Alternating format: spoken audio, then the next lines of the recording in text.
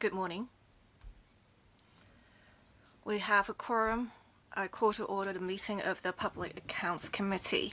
We will hold another public hearing today on the Director of Audit's report number 86, Chapter 5, Regulation and Monitoring of Ferry Services by the Transport Department. Welcome, everyone. We have today in attendance witnesses including Ms. Mabel Chan, Secretary for Transport and Logistics, as well as Ms. Winnie Tse, Commissioner for Transport, and their teams. The hearing is supposed to end at 1, but the Secretary has other commitments, so we will suspend the meeting for an hour until the Secretary has completed her commitments. We will resume the hearing. Are there any declarations of interest from members? If not, I will invite the Director of Audit to brief members on the subject of the public hearing today. Thank you for the invitation so that I have the opportunity to attend the public hearing today. Let me now give a brief introduction on Chapter 5 of Director of Audit's report number 86, that is the chapter on ferry services. I would like to thank Transport Department officers for working cooperatively with us. And we have 4 parts to this report. The first part is introduction, talking about the role of ferry services, providing alternative transport service for citizens outside of rail and road-based transportation, and outlying island routes are indispensable. We have as at 31st of December 2025, ferry services in Hong Kong, including 2 regular ferry routes operated by a franchise ferry operator, 21 regular passenger ferry routes operated by 9 licensed ferry operators, and 69 Kaito ferry routes, including 14 providing regular services and 55 providing non-regular services subject to actual demand. Audit findings are included in Part 2 and Part 4 of the report. In Part 2, it is on franchise ferry services, Part 3, licensed ferry services, and Part 4, Kaito ferry services. In response to the findings of the Audit Commission raised 40 recommendations, and these were agreed by the Commissioner for Transport. Thank you, Chair. All right, I'll now invite Ms. Mabel Chan to give her opening remarks. Thank you, Chair. Good morning, members. I would like to thank the Audit Commission for taking forward comprehensive audit work for regulation and monitoring of ferry services and made valuable recommendations. As said earlier, the Transport Department will follow up on the recommendations of the Audit Commission. We thank the Public Accounts Committee for inviting us here today to attend the public hearing so that we can explain further what is going on. The public transport network is highly accessible and efficient in Hong Kong. Even though ferry services only carry 1% of the passengers taking public transportation, it is indispensable. We have franchise license and Kaito ferry services in Hong Kong. They have different positioning operational models, so we regulate and monitor them differently. We want to strike a balance between regulation and facilitation of business. Nevertheless, we still practice prudent and stringent regulation. Ferry services provide important water transport services. We have the outlying island routes that are indispensable for outlying island residents. We also have alternative harbor crossing services. which is why the Transport Department has stringent regulation. There are specific requirements for the number of trips, fares, and timetables. We also ask operators to submit operational data and financial statements for scrutiny. Most Kaito ferry services travel to more remote locations. They carry less passengers, and there are great fluctuations in demand. So we offer more flexibility to operators so that they can flexibly adjust their trips, fares, and operational strategy in response to the fluctuations in demand. We also exempt them from the requirement of having to submit financial information. We attach great importance to the regulatory and monitoring work of the ferry services to ensure operator service performance and financial viability. We accept all of the comments and recommendations made by the Audit Commission in the report. We will implement certain measures in response to the comments. There are 4 major areas of improvement work that the Transport Department is going to take forward. First, on monitoring the performance of ferry operators, whether it's for franchise license or Kaito ferry services. We ask operators to strictly comply with franchise and license conditions covering service performance license and franchise pledge, as well as submission of information. The Transport Department has reviewed the existing mechanism and followed up on relevant work to enhance monitoring of operators to get a better understanding of operational performance of operators. For the individual scenarios raised by the report, for example, delay in submission of information, as well as renewal applications, as well as how the Transport Department is following up on the relevant issues, for example, delay in submitting information or filing or non-compliance. The Transport Department has renewed or has updated internal guidelines and now put in place a bring-up mechanism asking officers to follow up at appropriate timing. There are also some very convenient digital filing methods and information systems that are now adopted to remind officers to follow up on relevant issues punctually. We will also have more strict monitoring of consultants conducting on-site surveys, and we will convene meetings with the person in charge of the consultant to find out more. We will to make sure the consultant complies with the requirements of the Transport Department and complete relevant surveys. We will also express some concerns that we have with the management of the consultant company, and we will make sure to record any non-compliance for future reference in procurement of relevant services in future. Indeed, ferry operators are faced with challenges with the rise in oil prices and manpower costs. We will continue to adopt a multi-pronged approach to ensure ferry operators save costs and develop new sources of revenue. In terms of saving costs, the cost structure of ferry services is relatively inflexible because the costs are mainly staff wages, vessel maintenance, and operational costs of piers. We will try to provide support by lowering the fixed costs of ferries. We also try to provide support through special helping measures and vessel subsidy scheme with the outlying island routes. In order to make sure appropriate use of public money, we will enhance regulation of reimbursement of costs. We also ask operators to follow the amended guidelines issued by the Transport Department in June of this year to invite service providers to engage service providers with public tendering or invitation of quotations. The hybrid vessels under the vessel subsidy scheme, we're also following up on this. The Transport Department will work with the operator to complete relevant tests, and we aim to complete the relevant tests by 2028.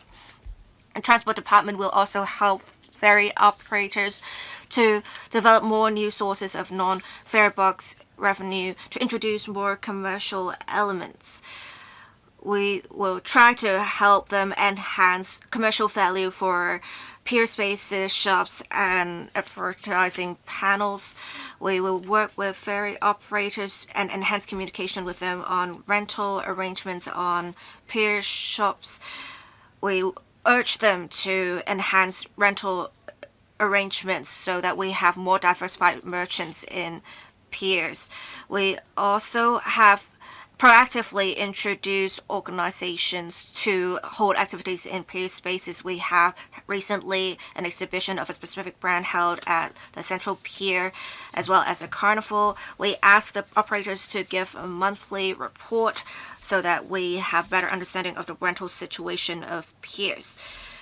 We will also provide further coordination in handling of applications of commercial activities and improvement of pier facilities, as piers have quite a long history. When they are holding commercial activities, they may need some hardware upgrades to meet requirements in terms of fire safety, hygiene, and utilities.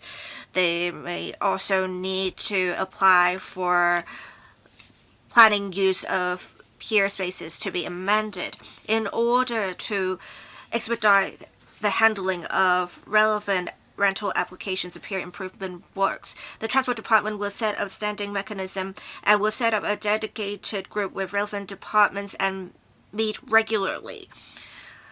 And arrange for on-site inspections to follow up on the progress of each application. And for the specific pain points and bottlenecks, there will be direct communication, and if necessary, we will escalate the relevant cases in order to expedite the handling of relevant applications.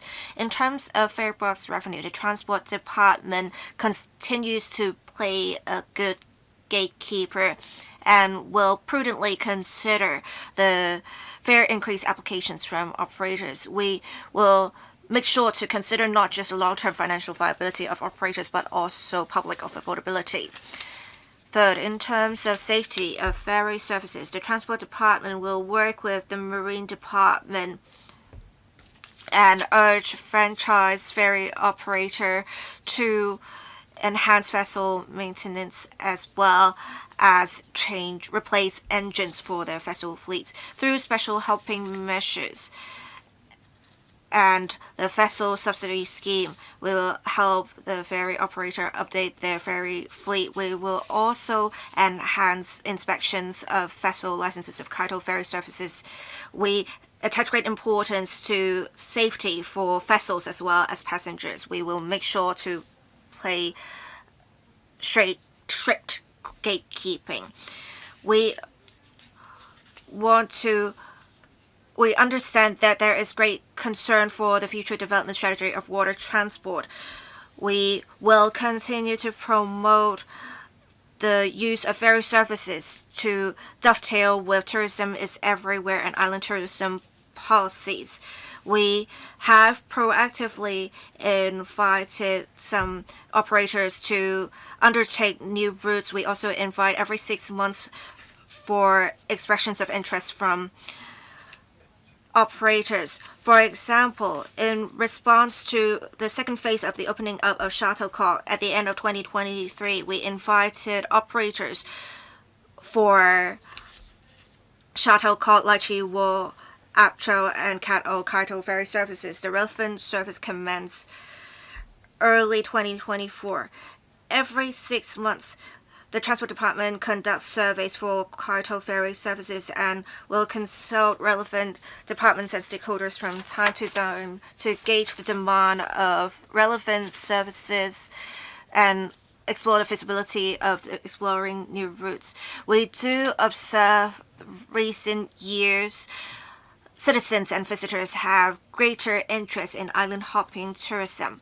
So the Transport Department is actively exploring specific routes that meets relevant demand and would have relevant landing facilities. We also ask Kaito operators to submit every year their operational data to better gauge passenger demand. I think this will help us develop public transport and tourism in Hong Kong.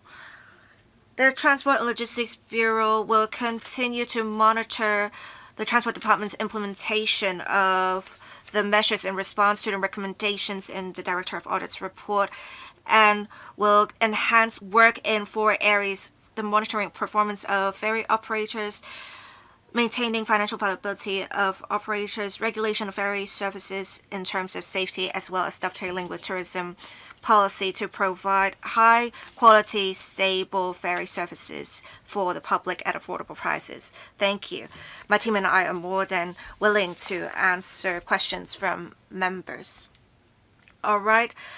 We will ask questions for both part 1 and part 2 now so that we can have a smoother flow. The member in charge is Mr. Vincent Ching. He will have 20 minutes to speak, and other members will have 15 minutes to speak per round, and they can speak for more than a round. Members who wish to speak, please press the request to speak button. Thank you, Chair. Welcome, Secretary and the team. I would like to thank the Audit Commission for giving a very detailed report on the regulation and monitoring of ferry services. We will talk about the introduction and franchise ferry services first. I want to first ask about franchise ferry services. In paragraph 2.4, we can see that there are 2 sources of revenue: fare box revenue and non-fare box revenue. And if we look at table 3, we can see there's fare box revenue, rental income, as well as non-fare box revenue. There's also government subsidy. I want to first ask about non-fare box revenue. As said in the opening remarks of the Secretary, ferry services is an indispensable component of the public transport system. We see a gradually increasing passenger throughput.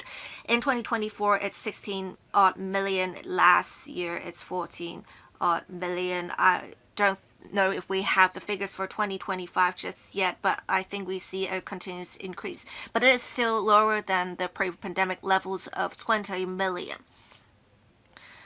Now, let me share with you my experience. I have observed the operations of piers during peak hours. There may not be a lot of passengers. They are people who would ride to Discovery Bay, so they would go first take the ferry to Central and then go to Kowloon for work. Will you aim for a target passenger throughput of 20 million still? We have very accessible transportation options, and we have now different crossings and tunnels that can help with that. But as the audit report said, we do have missed trips and there are some connectivity issues. So is this perhaps why people are not opting for ferry services, but instead other modes of transportation? Secretary, we have been monitoring the throughput of franchise ferry services. We do observe something that is very good. Since 2023, we have seen an increase in the number of passengers. But compared to the peak in 2018, I believe we have approximately 19 million passengers. There's still quite a gap. From our communications with operators, we have indeed seen for locals with the expansion of the MTR network, especially with the cross-harbor section of the East Rail Line being commissioned, it has greatly enhanced convenience for citizens. So there is a declining demand for ferry services by citizens. We would call that a new normal. But then we also note that franchise ferry services heavily rely on visitors making use of these services, but we have yet to catch up with the pre-pandemic levels with visitors. But we do see great opportunities. We can see that for mainland visitors, they would talk about on Xiaohongshu, they should take the ferry to appreciate the scenery of the Victoria Harbour. So we will work with the operator to not only focus on locals, but to enhance services for mainland and overseas passengers. Mr. Chang also asked about the service frequency. During rush hours, there are frequent services. So there's a ferry every 6 to 12 minutes. In the audit report, we can also see that at certain times, the ferries did not leave on time and there were lost trips.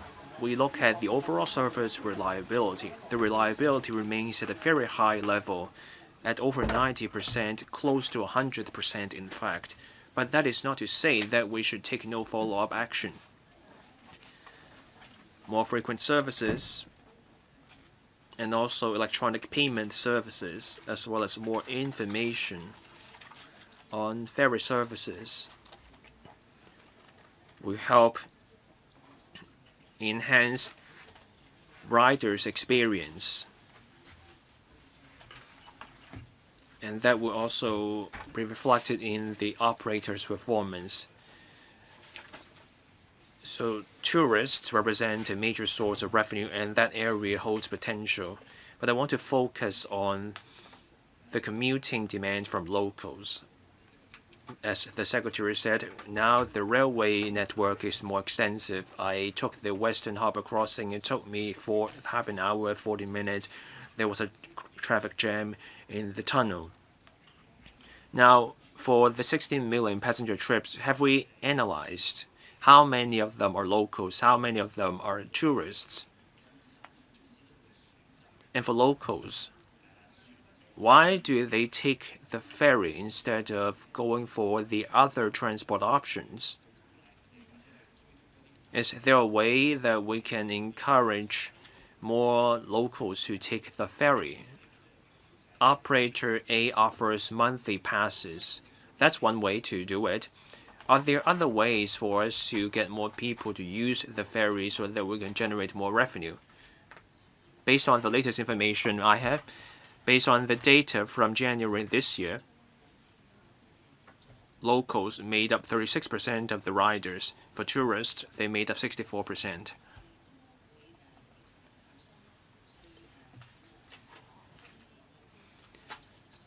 Now we will ask the operator not to overlook the needs of locals. Star Ferry has been offering monthly passes. At the last fare increase, we asked Star Ferry to moderate the increase so that the monthly pass does not go up in price to the same extent as one-way ticket.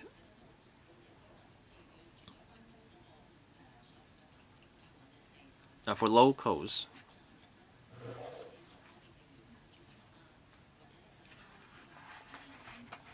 we're talking to the operator about allowing people to bring their pets or their bicycle over weekends. That's one way for the operator to get more locals to take the ferry. There is room for further growth. For land transport, railways are the staple, and then people rely on buses and minibuses for feeder services. For ferries, at Central and Tsim Sha Tsui, there are many buses for people to switch to. But in Wan Chai, there are fewer options.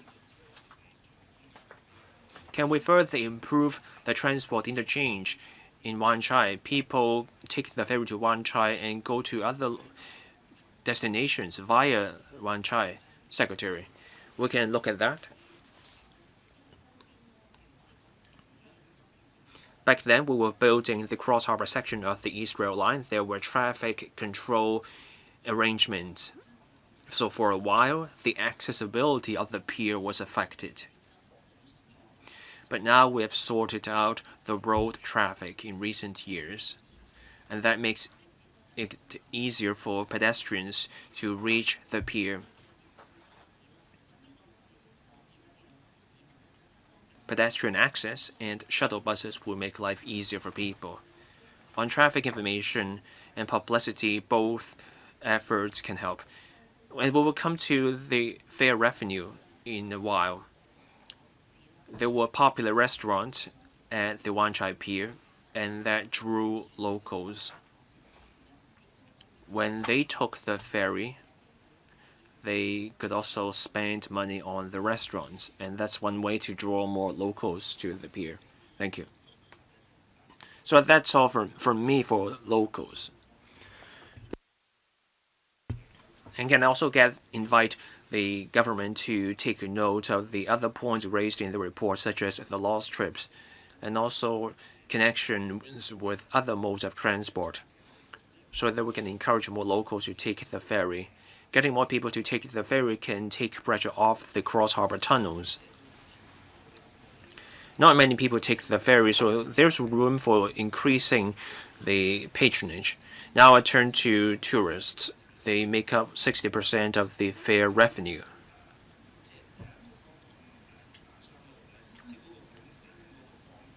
For the bureau and the operator, what's the way forward? Now for the two franchised ferry services, both are popular. They were rated as among the 50 must-visit spots in life by a travel magazine in our country. The fare levels are affordable for tourists, but we also want to stay competitive.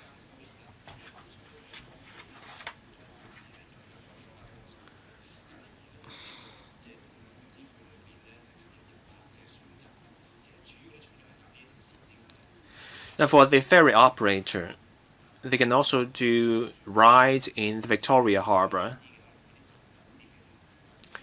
The operator also works with hotels, but those options are costlier. So how do we talk to the ferry operator in the future about further improving the service so that we can generate more revenue and further improve the experience for tourists?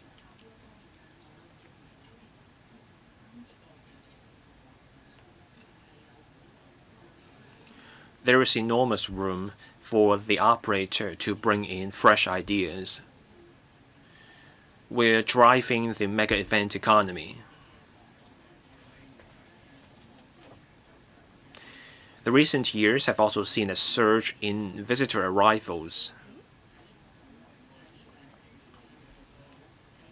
Over festivals and long weekends, there were queues around piers.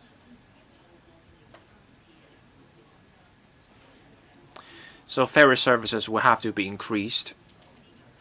Electronic payment will also be needed. Information will also have to be shared with tourists about the ferry services. All those options will draw more tourists. For rush hours, we have pretty much maximized the ferry services. But we can do something about spreading out the visitors or tourists so they can take the ferries at different times of the day.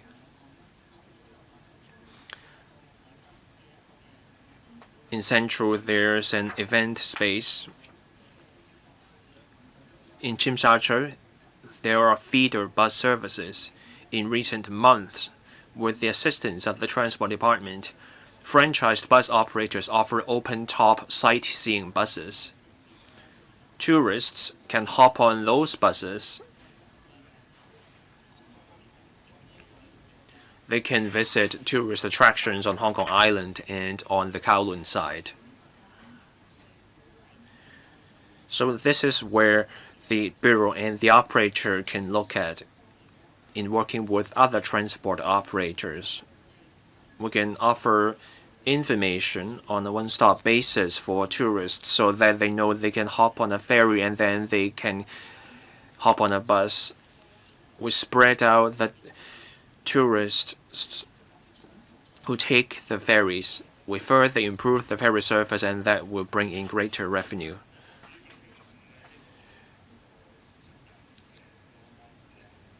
Indeed, we should work on a better experience for tourists in Tsim Sha Tsui and Central.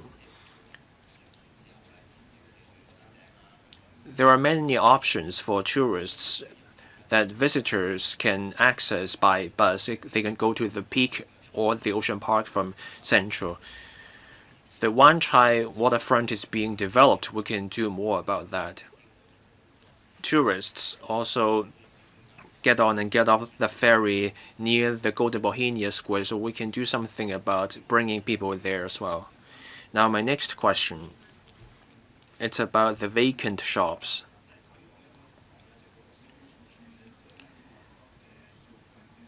So there's the rent from premises makes up 20% of the revenue.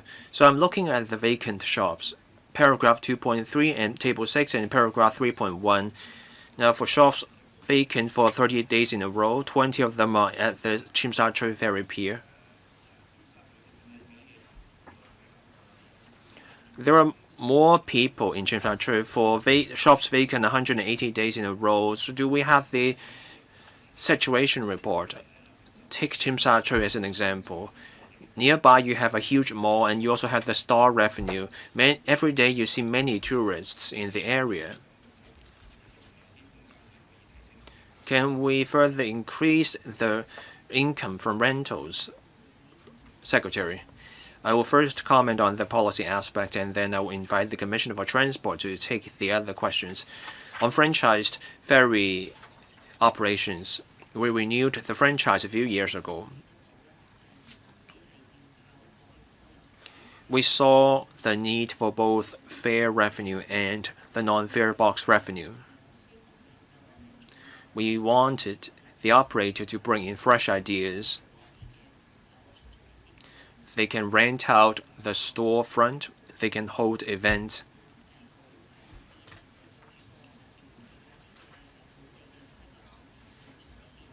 If there's any facilitation needed for the land use, the government is willing to help. On the actual rental, I will invite the Commissioner of Transport to take the question. Thank you. I want to thank the Audit Commission for preparing this report. This gives us a more detailed view of where we can do better in our work. And I also thank the chairman for holding this Public Accounts Committee meeting so that we can explain this matter. On the shops in Tsim Sha Tsui, it's true that there are still some vacant shops. The percentage is 90%. So we have found out with the operator about the reason.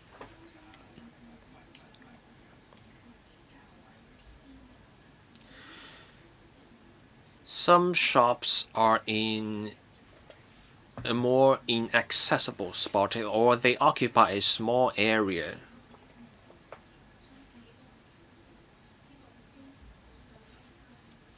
The operator also sees the importance of non-fare box revenue. So we held meetings with the operator.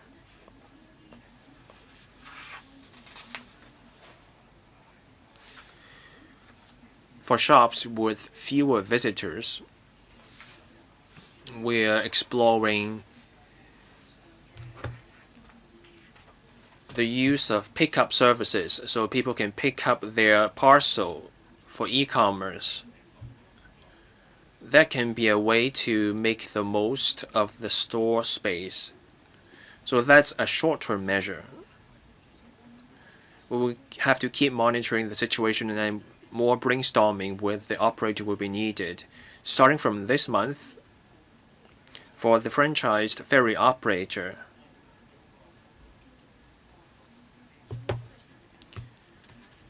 the operator will have to submit a detailed report on the rental of the store space to us.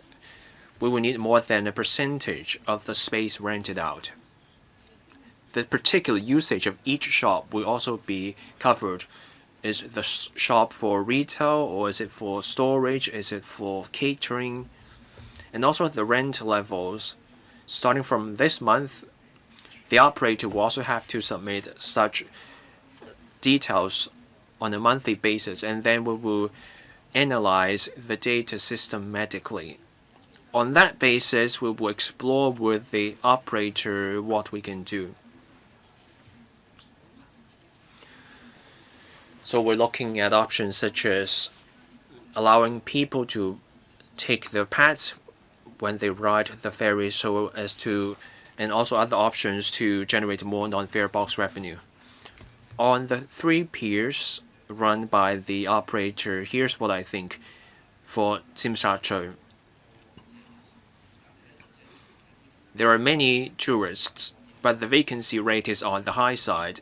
I think the rent level is modest. They're selling basic items. I think the rent in Tsim Sha Tsui is lower than the premises nearby. For all these piers, we should make the most of the opportunities there.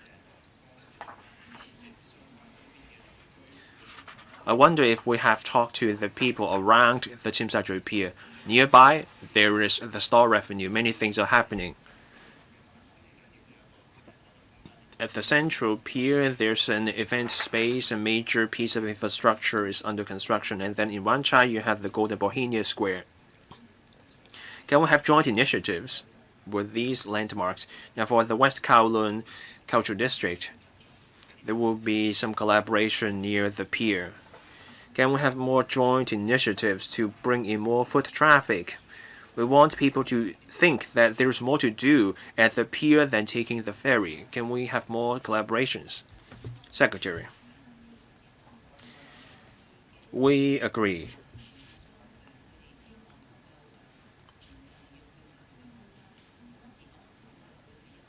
When operators thought about using the pier space, they thought about retail and catering.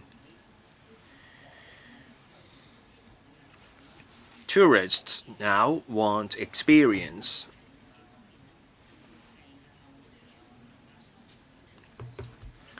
The points mentioned by Mr. Vincent Cheng will be things that the operator can consider in support of the government's policy. There are developments in sports and culture in the community. Younger tourists have their own spending preferences. They have ideas. Those ideas can help the operator with the pier's future development. We will try to make the most of the space. We can do short-term brand events. We can also do experiential events. The events can be held at the pier. A store may not be needed. You can just use the space at the pier.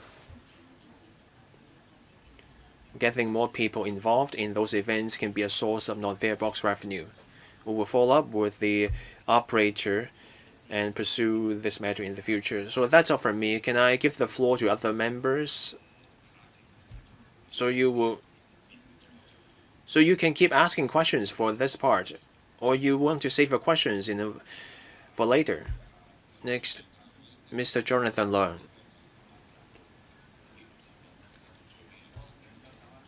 Now we're almost at 9:50, so maybe we can see how much time you will need, and then we will have to save some of your questions for later.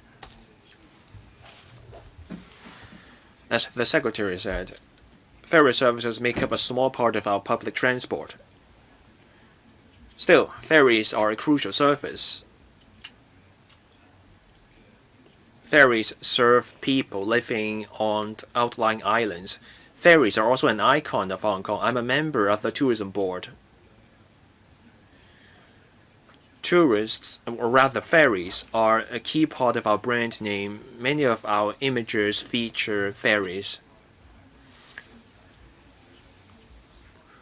This shows ferries have a place in the image of Hong Kong, and they are part of our promotion efforts. I'm looking at paragraph 1.8 in the report. To improve the finances of franchise and licensed ferry services, the government has launched special helping measures and also simplifying the approval procedure for the rental of pier areas and also helping the operators with non-fare box revenue.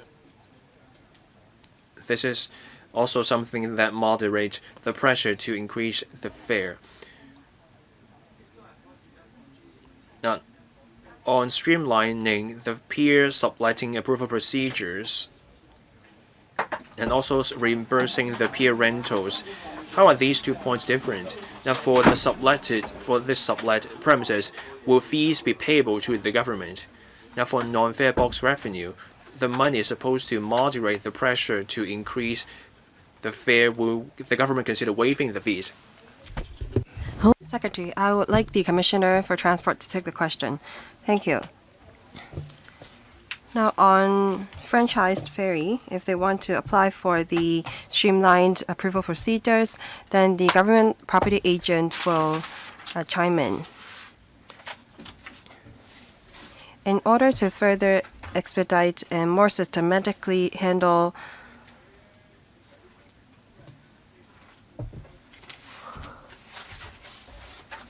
the applications filed by the operator so that they can achieve their goals, the Transport Department, after conducting review, have established a dedicated task force. The Assistant Commissioner for Transport leads the task force. They will work together with different departments, including the Government Property Agency, as well as other works departments such as EMSD, to vet every project or item. This task force meet regularly. Now we plan to meet every quarter so that we can come up with an KPI on the time to be taken to vet each application. We target to meet for the first time within this month.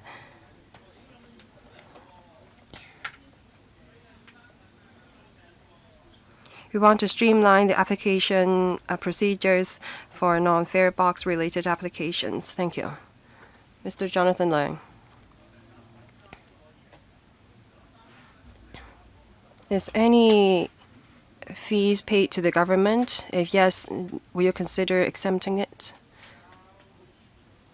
Would the Assistant Commissioner please take the question? Thank you. If we are talking about application of subletting shops at the piers, no fees is charged. Now, I'd like to ask about paragraph 2.7. The audit recommends that the Commissioner for Transport make continued efforts in exploring measures with Operator A and relevant government bureaus and departments to enhance and sustain the financial viability of franchised ferry operation, including facilitating operating A to attract more ferry passengers and introduce more commercial activities to generate non-fare box revenue. On helping Operator A to attract more ferry passengers and introduce more commercial activities, what has the government done? In order to generate more non-fare box revenue, will the government relax the restrictions on the purpose of space and piers so that operator can lease out more units or space to alleviate the fare increase pressure? Thank you. Secretary. Thank you. For Central Number 7 and Wan Chai Ferry Pier, starting from last year, we have increased the permitted area for commercial purposes. It has increased from 600 square meter to 800 odd square meter. For Wan Chai Ferry Pier, there is an observation deck. We allow them, that is the operator, to now make use of it to stage activities, that is creativity, arts, and culture related. We will continue to work with the operator to see what needs or demand they have. On relaxing the usage restrictions. Starting from last year, again, we have been working with the operator to see if they need to stage more activities, and we will allow them to host more events for more days during a year. On the accumulated number of events held or days when the events or activities are held, originally the restrictions is no more than 50 days a month. Now the restrictions is no more than 20 days a month. So the relaxation is rather substantial.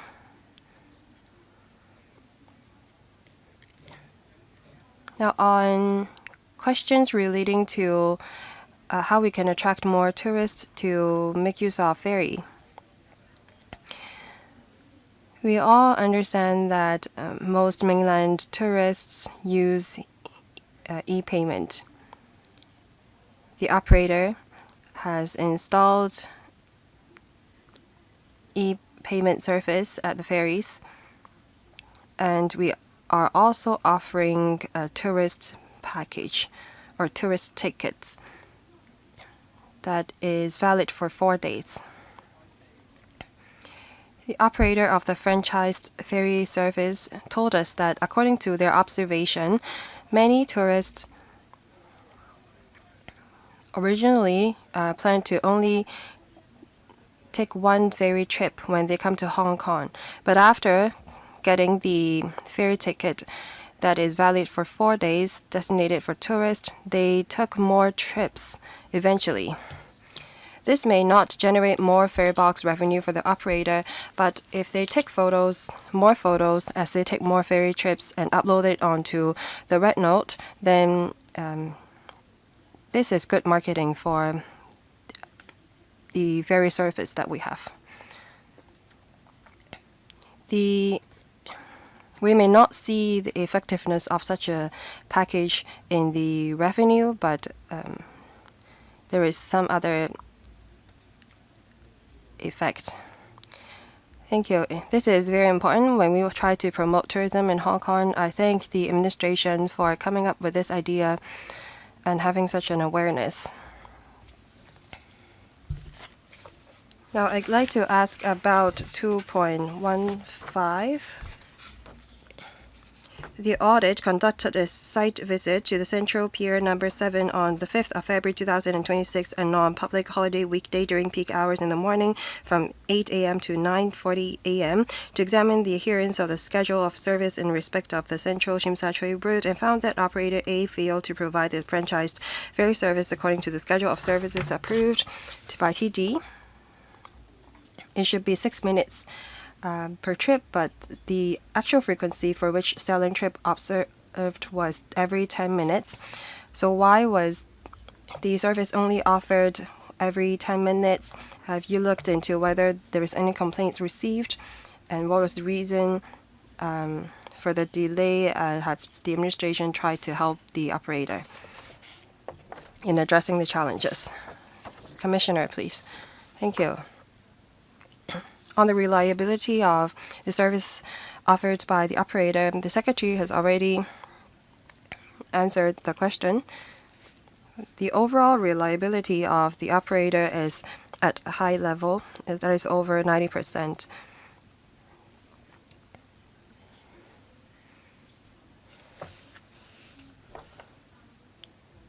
You understand that the frequency of sailing trips for some routes may not be ideal. There was some missed trips. We've looked into the reasons for those lost trips. That was usually because of low patronage. That may not be an excuse for why the operator did not comply with the schedule of services. But actually during weekday at the Central Tsim Sha Tsui route,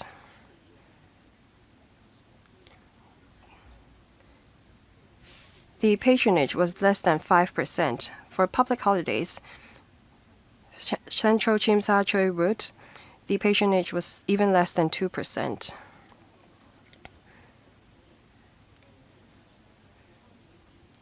We met with the operator to look into why there were some lost trips. During peak hours in public holidays, the operator have regards to the patronage and they will try to shorten the queue. Sometimes they added additional trips on top of the schedule of service approved by the transport department.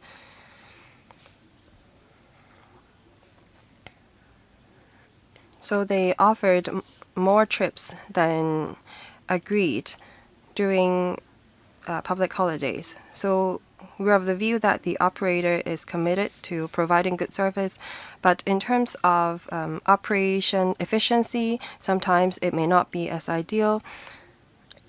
I think that it's time now for us to work with them the schedule of services again. Because as we mentioned in the beginning, the cost and the structure of ferry service is rather rigid and is hard to be improved substantially. So I think that we need to work with the operator to change the schedule of service. Maybe we should make the trip frequency lower during the small hours. So I think it's time for you to review the schedule of service with the operator, and there should be constant communication. We need to pause here. Mr. Jonathan Leung, sorry. Now is 9:51. Please continue with your questions after we resume. Now we suspend the meeting. The Secretariat will inform the members when the hearing will be resumed.